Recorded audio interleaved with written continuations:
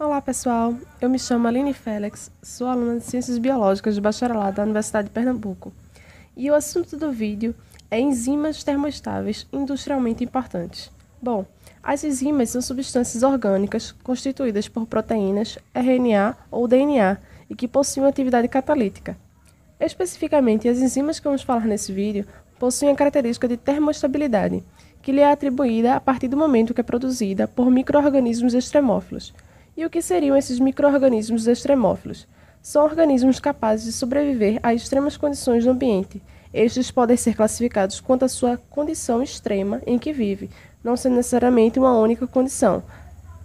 Esses micro-organismos extremófilos eles podem ser classificados como psicrófilos, vivendo a baixas temperaturas, hipertermófilos, vivendo a altas temperaturas, alcalófilos, vivendo a valores de pH acima de 10, e acidófilos, vivendo pH a aproximadamente 3, e os halófitos, vivendo a concentrações de sais de 5 a 30%.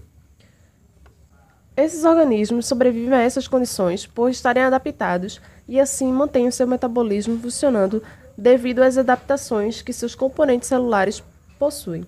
Ou seja, as enzimas produzidas por esses micro-organismos são adaptadas às condições extremas, de forma que não perdem sua atividade, nem desnaturam. Assim, as enzimas com essas características são de interesse biotecnológico, uma vez que as enzimas utilizadas na indústria precisam ser submetidas a várias condições no processo industrial, incluindo a altas temperaturas.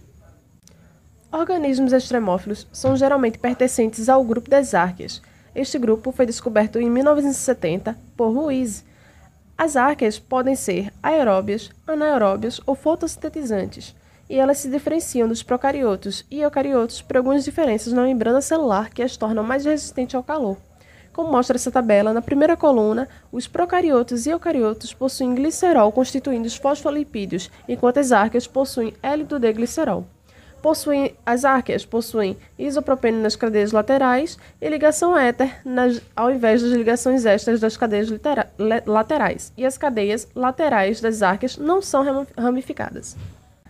As árqueas produzem enzimas termoestáveis e hipertermoestáveis.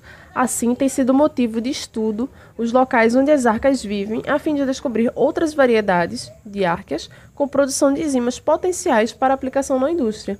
Como foi dito, as enzimas produzidas pelas árqueas possuem grande estabilidade a altas temperaturas, e isso é devido a alguns mecanismos estabilizadores, principalmente a diferenças na estrutura tridimensional que não se sabe ao certo como influenciam na termoestabilidade. Além disso, outras características como cadeias pares de íons na superfície proteica, encurtamento de alças proteicas, aumento da compactação proteica e aumento de resíduos de aminoácidos carregados também influenciam na termoestabilidade. Além disso, há também as chaperonimas, que desenvolvem algumas funções de reestabilizar a estrutura proteica quando são desnaturadas. As enzimas produzidas por termófilos possuem vantagens como solubilidade dos compostos orgânicos, diminuição da viscosidade, facilidade de dispersão da substância, menos risco de contaminação e também facilidade em separar de outras enzimas, porque o aumento da temperatura inativaria outras enzimas que não têm interesse industrial. Bom, vamos falar especificamente de proteases termoestáveis. As proteases são enzimas que degradam proteínas em aminoácidos e peptídeos. As proteases retiram aminoácidos da cadeia polipeptídica e podem ser classificadas em exopeptidases e endopeptidases. As exopeptidases retiram aminoácidos das pontas das cadeias e as endo retiram aminoácidos do centro da cadeia. Elas também são classificadas quanto ao aminoácido que a caracteriza, podendo ser protease serina, cisteína, aspartica e metaloprotease. As proteases são usadas em 65% do mercado mundial, em vários tipos de indústrias, principalmente na indústria de tecido, sendo as proteases serinas as mais usadas devido à sua grande resistência a altas concentrações de detergente e agentes desnaturantes. Um dos tipos de proteases são as amilases. As amilases quebram o amido e podem ser classificadas em alfa e beta. A alfa é caracterizada como uma endoamilase por fazer quebras do centro da cadeia. E a beta-amilase, ou ainda glicoamilase ou alfa-glicosidase, são chamadas de exoamilase por quebrarem nas pontas da cadeia. As amilases são muito usadas no processo de bioconversão do amido. Este é realizado em 3 etapas. A primeira etapa é a gelatinização. a qual há mudanças no amido e ele ganha consistência gelatinosa. A segunda que é a liquefação. Esta é feita em altas temperaturas e, por este motivo, é importante ter uma enzima resistente à temperatura para a realização dessa etapa, sem que a enzima se perca. E, por último, a etapa de sacarificação. Outro tipo é a celulase. As celulases, como o próprio nome diz, agem em celuloses, mas elas necessitam de outras enzimas para a realização da sua ação. Ela necessita de endoglucanase, exoglucanase e a beta-glicosidase. Essas enzimas são usadas na produção de álcool e extratos vegetais. Também são usadas na indústria de tecidos para acentuar a cor do brilho dos tecidos, usadas no tratamento da biomassa celulósica, na sacarificação de produtos e na química fina. As celulases possuem capacidade de hidrolisar apenas a celulose cristalina e por isso são usadas outras enzimas no auxílio. As celulases ainda utilizadas hoje em dia na indústria não são termoestáveis, o que deixa o processo mais lento e com a reposição da enzima. Então, a substituição dessas enzimas por termoestáveis traria mais eficiência e rapidez nos processos industriais. As xilanases agem na xilana, e a xilana compõe a parede celular presente nas células vegetais.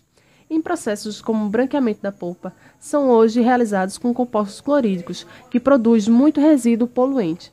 Devido às características das xilanases de quebrar xilana, elas podem ser úteis na indústria de papel, substituindo os compostos clorídricos. As xilanases atuam na lignina e, juntamente com altas temperaturas, ocorre uma mudança estrutural na lignina, de forma que facilita a saída da hemicelulose. Assim, para a realização desse processo é necessária uma enzima termoestável.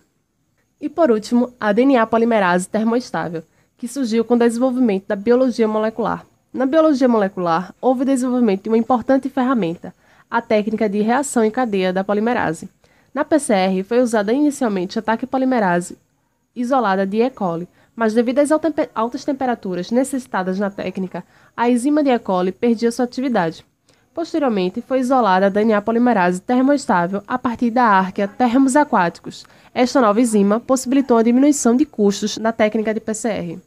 Além das enzimas que comentamos nesse vídeo, outras enzimas termofílicas também são importantes industrialmente, como a glicose isomerase para a produção de xarope, que ocorre entre 90 e 110 graus Celsius. Uma possível solução é isolar a partir da termos flávios. Outra enzima é a álcool desidrogenase, importante na indústria farmacêutica e pode ser substituída por uma enzima produzida por outra bactéria que lhe atribua características interessantes para a indústria. Concluindo, as enzimas com termoestabilidade são apropriadas para várias aplicações industriais, mas para isso é necessário mais estudos nas áreas de fisiologia, bioquímica e genética dos micro-organismos. Eu espero que tenham gostado do vídeo e tenha sido útil. Até mais!